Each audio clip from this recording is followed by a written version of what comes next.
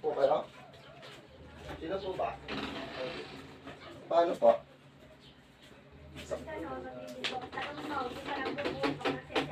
May langis ako ya? Meron. Lamig yata. Lagot lang pala natin.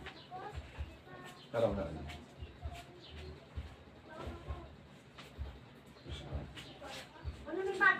This is 9 kaya, 3 beses. Magkapit mo.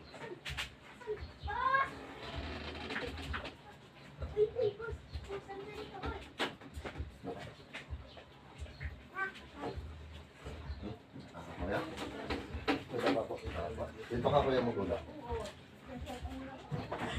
Ay, teka lang po siya kasi ito. Tama ko na dito. Sige dito. Diretso mo kayo.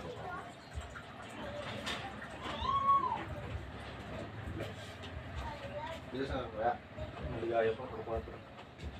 Ganun mo.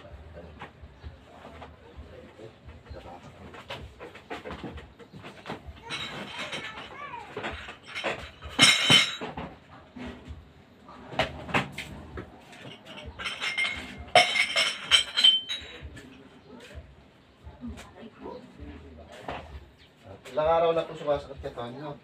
Mag-iisang linggo. Mag-iisang linggo na po. Tagal na rin natin isa. Oo. Pag halimbawa po ganyan na galing tayo sa trabaho, puro mainit. Naliligo po.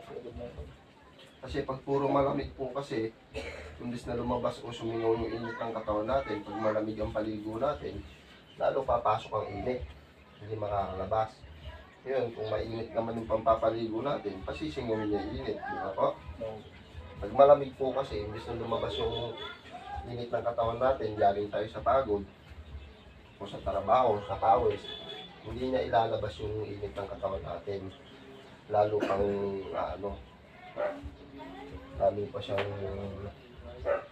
kapasok. Bibigat ang katawan natin yun.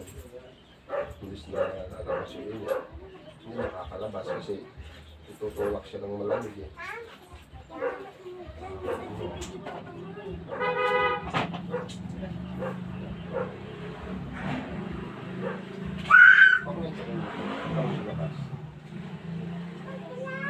Punta ka anak sa labas.